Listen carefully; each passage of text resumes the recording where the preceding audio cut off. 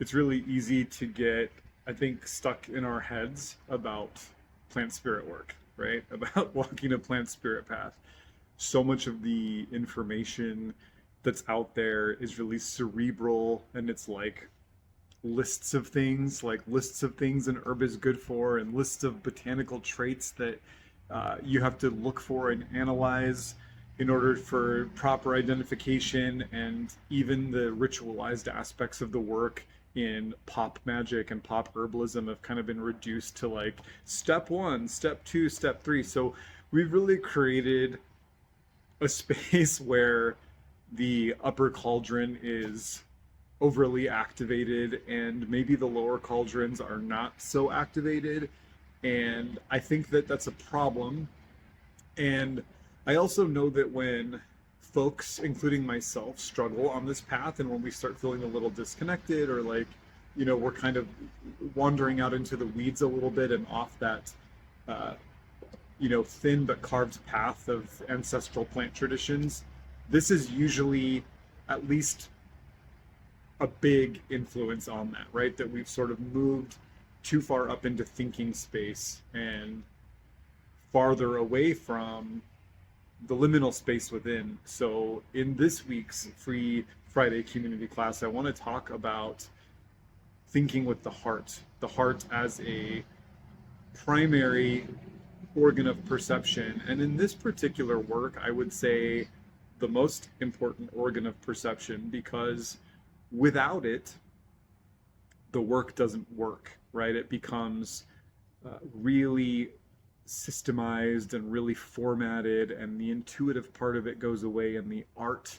of it goes away, and it just becomes this, you know, overly clinical white coat presentation of working with plants, which, I mean, has its place in the sense that sometimes the clinical in vitro, ex vitro research edifies what we know ancestrally about plant work, but it's far from the whole story, and it can be misleading. So I want to talk about getting into the heart. So there's this really great scene in one of the older translations of Sir Gawain and the Green Knight, where as Gawain's kind of like pondering out loud, how am I going to find the knight? How am I going to take this year-long quest? And if you're unfamiliar with the story, um, it's a little beyond the scope of this class, but go look at it. There's a modern take that Dave Patel did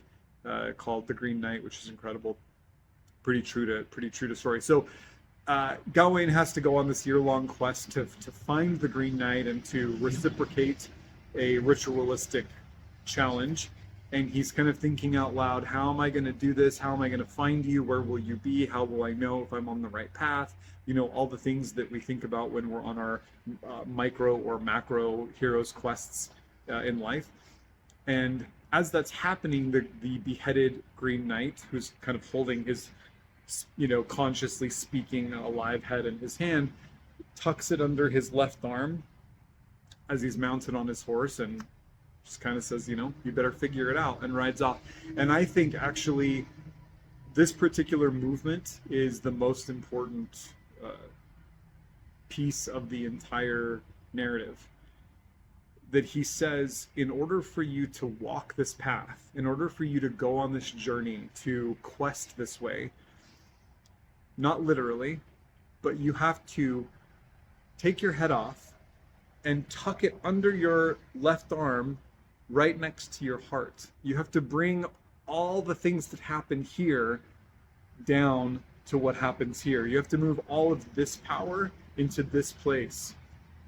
And that's really profound to me, that even this little subtle poetic nudge can have such a profound statement about doing this kind of work, that if your work happens in your head, you will only have a small fraction of what's possible. Another thing I think about is, and I don't know if this is like canon necessarily to Islamic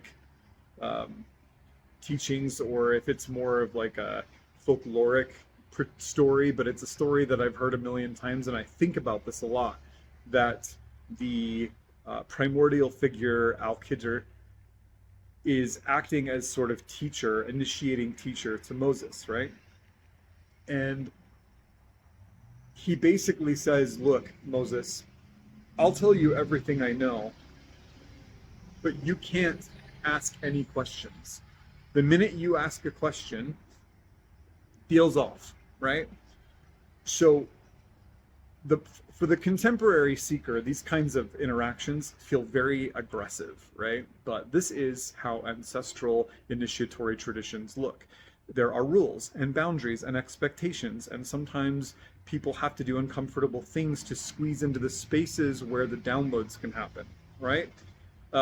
So Al-Khidr is basically saying the minute you start rationalizing, the minute you start saying, but how, but what, but why, you will have lost it. You will have moved into a space where I can no longer help you, right? So don't ask questions, just walk with me. Like, instead of thinking about where we're going to go, and Al-Khidr, by the way, is a very green character. He's a very verdant, very plant-oriented type of character, which, you know, I appreciate. That's why this lore is on my radar at all. He says, you just have to walk with me and experience it and be part of it and not ask it questions. And so it's another, you know, story that I like to meditate on. So, you know, the heart as organ of perception exists in the center of the body. It is at the halfway point between the gut, which represents our sensory, physical, tactile, feeling self, and the head, which represents our thinking, analytical, sometimes imaginal, visionary realm. These look like polar opposites, right? One is very mental, above, internal, non-physical. One is very visceral, below, sensory, external, tactile, engaged with the outer world, engaged with the inner world.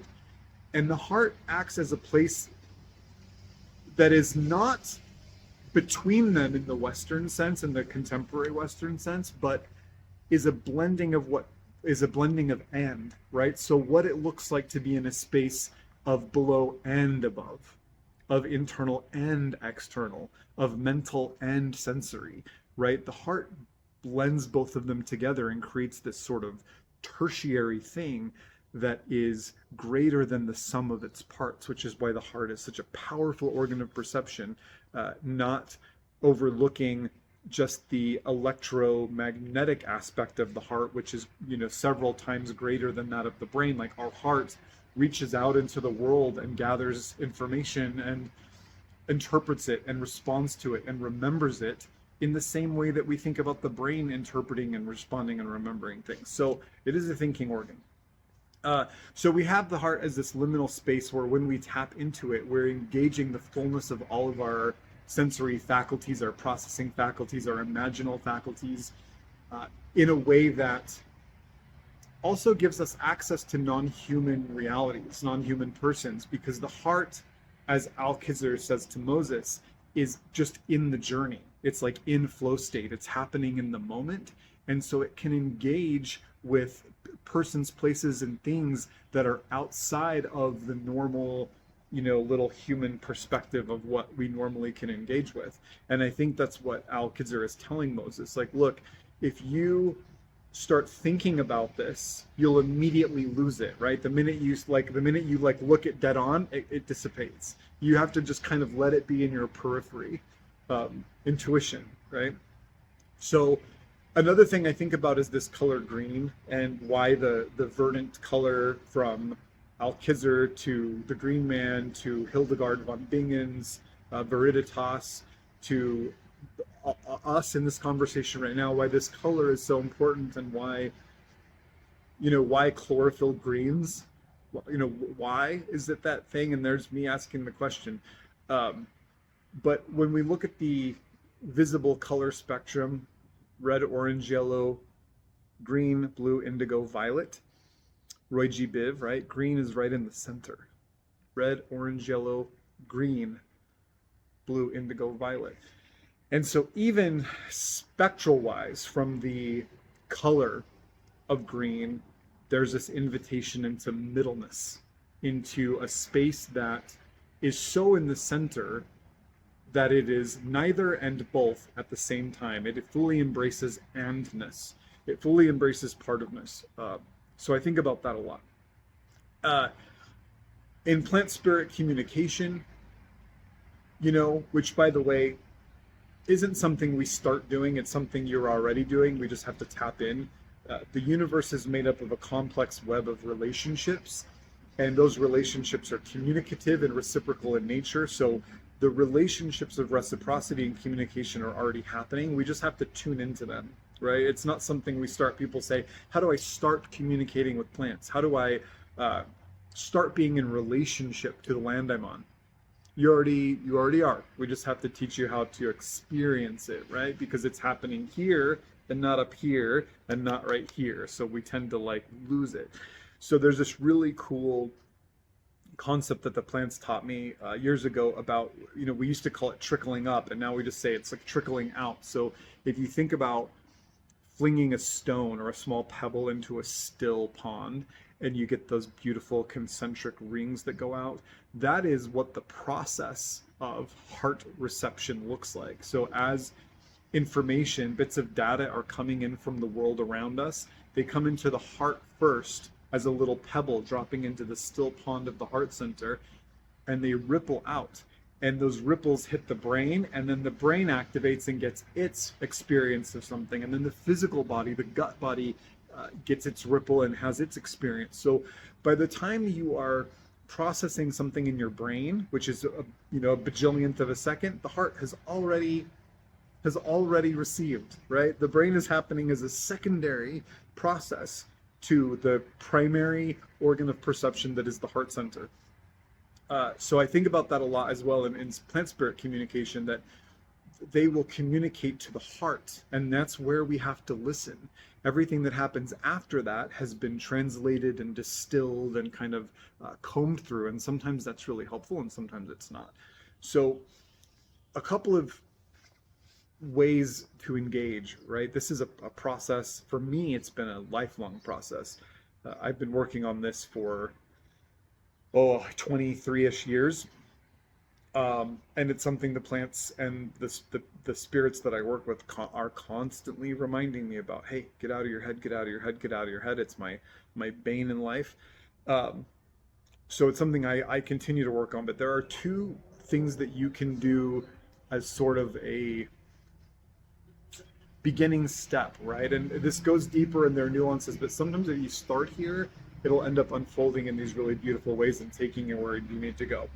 So the first is to breathe through the heart center, right? To just sit or lay down in a relaxed state and just breathe. Don't force or change the breathing pattern, right? Just allow yourself to breathe as you're breathing, but imagine that the breath is coming in through the heart center and out through the heart center. And that just puts attention there, right? It just puts energy into that space, which starts prioritizing it and allowing it to get a little bit louder and to sort of get its time in the limelight in your perception, right? The second thing is to try and challenge yourself to feel about situations before you start thinking about them. So, when you walk into a room, or when you're making a decision, or when you're walking through a park, or reading something or watching something, to sort of just stop and maybe do a small, little heart center activation. And you can even lead with a question if that will help quiet your mind, and just say, how does it feel to be in this space right now? How does it feel to be experiencing this right now? And you might find a response of quietness from the brain, because the brain also gets curious, wait, well, how does it feel, right? And then suddenly you can start to see what's happening in your physical body in a way that maybe you overlook, and start to feel just that bigger sort of squishy mood space, like, oh, this feels very comforting to me, or at home, or actually I feel unsettled, I don't like this, um, this is just a good way to do that. When we start dropping into heart center, sometimes there are some uncomfortable symptoms that can arise, and that's totally normal, I think. Again, 23 plus years into this work, I still experience this. Sometimes folks will feel a little tightness when they start doing breath work into the chest, or when we hold medicine on the chest. Um, the body responds almost with anxiety, almost with tension. And to me, that's an invitation to keep doing it, to say like, oh, I have a hard time softening here. I have a hard time dropping into this space with confidence. My body's reacting to this, so we want to address that. The discomfort can sometimes be non-physical. You can just feel unsettled. Always, being mindful of the difference between discomfort in this work and danger. They're two different things, right? It's okay to be uncomfortable. Um, and sometimes there's a sense of being kept out, like almost like you feel like you can't drop into that space, like you can get to here but not to here, right? It's kind of hard to explain, but when folks experience that, that kind of clicks for them. And again, practice, practice, practice, right? Just sitting with it, softening, relaxing, seeing what the physical body's doing, dropping your shoulders, getting out of your jaw, quieting the mind, giving yourself permission to just sit quietly. There's probably some great, guided, facilitated meditations online you could find, if that's helpful for you. So the big part of that, all of that work, is to soften, to relax, and to take your time. We are conditioned for most of us, most of the societies and the cultural experiences we have, we're conditioned to do pretty much everything but this. So you're swimming upstream a little bit, and so it's work, right? Let's call it the work, because it is the work. I don't want to set you up for disappointment when you figure out this is hard work, right? Because it is. You could also consider working with, not so much cardiovascular ally herbs, like herbs that have an affinity and an ability to do deep work in the heart center, because that's kind of like step 2, but more herbs that, when introduced into the internal universe, tend to move into the heart center. And maybe they don't do a lot when they're there, but they conduct energy, and they kind of settle into the heart center. We have herbs that move out to the periphery, that go up into the eyeballs, that go into the kidneys. Like, herbs as persons will kind of settle into the part of the body that feels most resonant for them.